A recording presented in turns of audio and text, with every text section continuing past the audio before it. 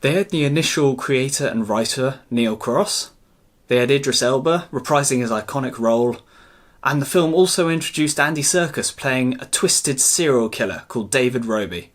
It was a recipe for a great film. So what went wrong? Now, I was really hoping to enjoy this movie because I absolutely love the BBC series, especially seasons 1 to 3. And the idea of Andy Serkis playing a Luther antagonist seemed like it was a match made in heaven. But unfortunately, The Fallen Sun did not live up to expectations. And my first reason is because of the writing during the series has always been top-notch. But it had to be. Considering the small BBC budget, they still created this vast world of corruption, struggle and compromise. However, for the film, it seems like more of the bigger Netflix budget had been put into locations and set pieces rather than the writer's room, and it really shows. I think it shows best when looking at the movies. This movie was trying to be too big for its own good. For me, the Piccadilly Circus scene does not fit with the small, secret life of psychopaths that Luther is all about. And I'll talk about that scene later, but it's too big and it's too bold. Not to mention that the ending sequence in Norway feels right out of No Time to Die, if a bit more grim. It just never feels like the same world of the series. It's over the top, it's like an action blockbuster, which, yeah, I suppose is what they were going for. Netflix has been going bigger and bolder and more over the top with all of their action recently, with releases like Red Notice and The Grey Man, and The Fallen Sun seems like it tries to follow the same blueprint.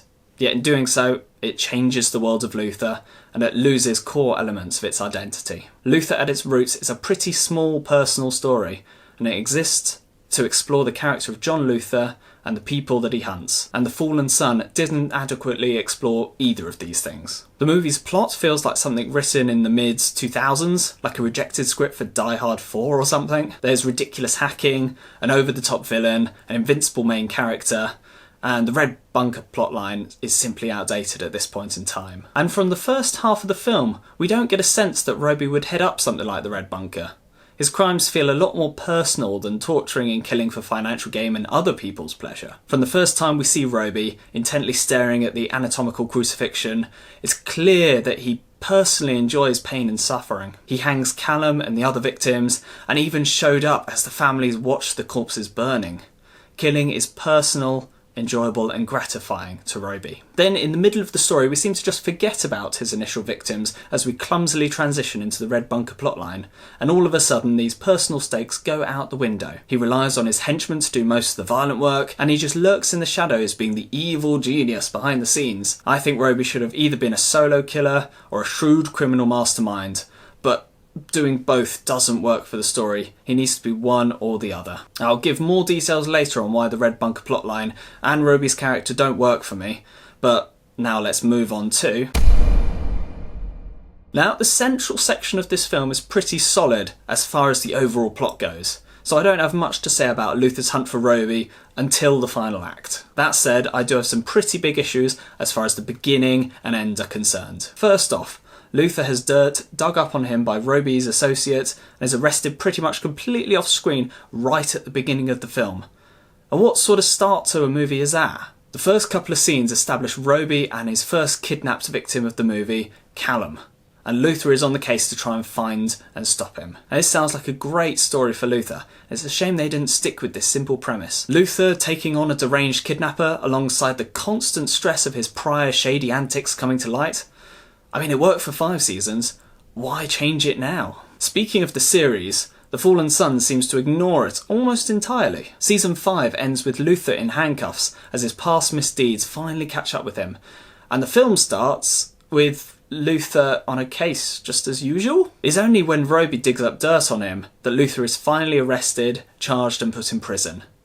The first 7 minutes are dedicated to introducing Roby and putting Luther in jail, and then another 20 minutes is spent on Luther's prison break, and it all feels completely pointless. If you wanted Luther in prison, the movie could have started with him already there, and given the events of season 5, that would have made perfect sense. However, if the writers were going to ignore the final episodes of the series, they could have just cut the prison segment entirely and have Luther on the run from the police immediately. Now, perhaps the writers wanted a fresh start for the series, maybe to start its own continuity. I mean, fair enough, but in my opinion, they shouldn't have included the arrest and prison segment.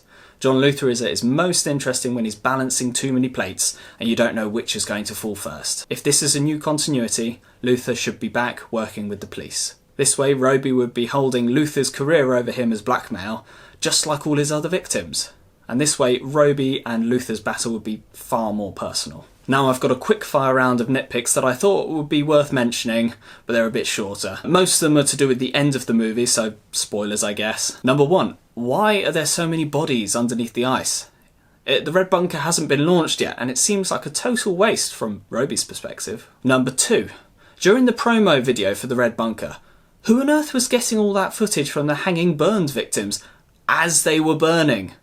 Sure, there was one shot of a stationary security camera, but this footage was moving, and the only people that were there were the victims' family members, and somehow I doubt any of them were filming the footage of their loved ones burning and sending it to Roby. Number 3, speaking of the promotion video, Roby's digital light mask at the beginning is cool and all, but why does he have it? He never uses it again, and it serves no purpose to the plot whatsoever. Number 4, it was implied that each person watching the Red Bunker livestream was watching on a separate camera?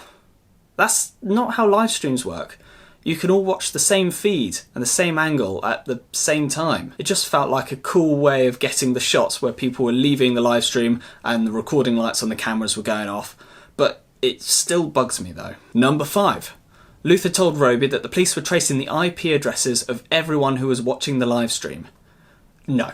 That's not how Tor and the dark web works. If you were the sort of person to watch these streams, you wouldn't be leaving traces of your identity at all, let alone your IP address. And certainly not giving that information to the kidnapper and murderer. Maybe Luther was bluffing, but the livestream viewers should have known this immediately. Number 6. Roby would absolutely not have had himself visible during the livestream.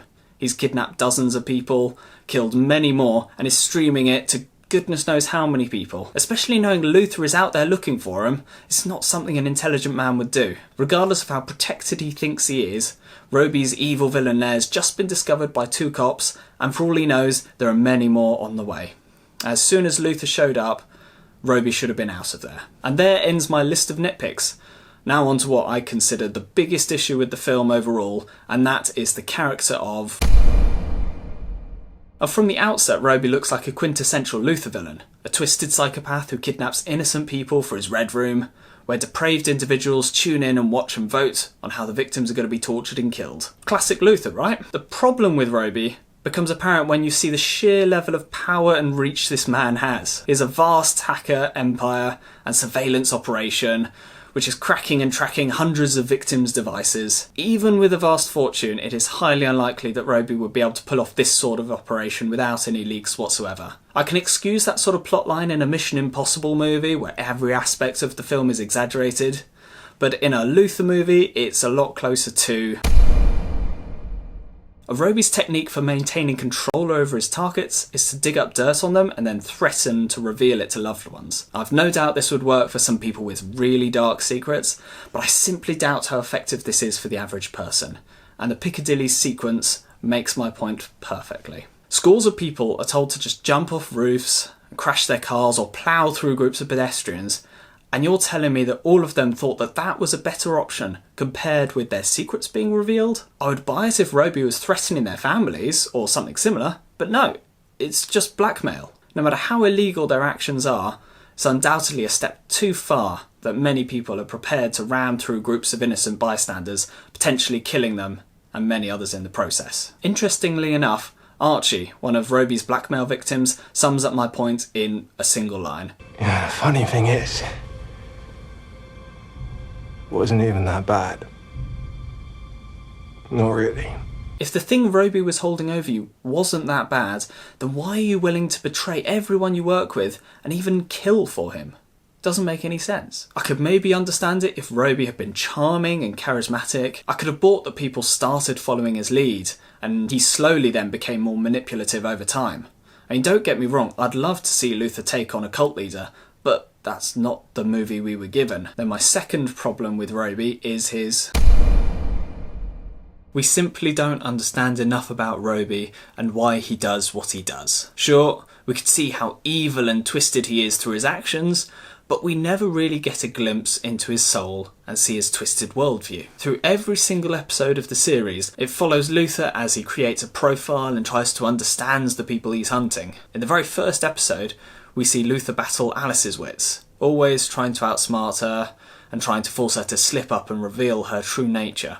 It's tense and it's personal, with Alice constantly riling Luther up by poking at his weak spots and his marriage and his job until he flips out. In Season 2, Luther's solution to the Milbury twins is to understand exactly how they operate and the rules of their game, and it's only through understanding when he is finally able to stop them. In contrast, the writers of The Fallen Sun seem to have been so focused on Roby's plan and the police chase that it forgets what Luther has always been about. The psychology of killers. We only get a tiny glimpse of Roby's motivations in his past throughout the movie, and they aren't really key in finding and stopping him. As plainly stated by him, Roby's main goal is to become a nightmare, able to reach anybody, anywhere, anytime. And that in itself is not a bad recipe for a Luther villain. However, it's already been done, and it's been done better. In Season 2, Cameron Pell wants to become the modern Spring-Heeled Jack, and create terror through the streets of London through the identity of a Victorian fabled murderer with a chilling gimmick. Putting on the mask and seeing the terror he causes gives Cameron power and justifies his actions to himself. He relishes the attention he receives and uses his murderous acts as a means to gain the recognition that he thinks he deserves. It's only through ignoring Cameron and not acknowledging his power that Luther triumphs. It's not a flashy finale with a car chase and lots of fighting, but it does make for a very tense and interesting end to an episode. Even with a similar kidnapping setup in the finale of The Fallen Sun, it fails to deliver anything more than a generic, twisted psychopath. It honestly feels like Roby's in the... David Roby certainly has the appearance of a Luther villain. He's slimy, he's creepy, and he's unrelenting and ruthless. But underneath that facade, he's simply too cartoonishly evil for this story. He sings "I'm Coming Out" to his ex-wife before he reveals the evil plan. I want the world to know, gotta let it show. He has the vast criminal network, he has the henchmen, he has the cinematic evil villain lair right next to the icy lake in Norway. Despite Idris rejecting the martini in the middle of the movie, Roby is clearly a villain much more suited to a Bond film. He's designed to be larger than life with an over-the-top scheme, and no real understandable motivation aside from just being evil. Luther villains have always been, first and foremost, intimate and down-to-earth character studies, and the focus was simply in the wrong place for this movie, which leads me to my...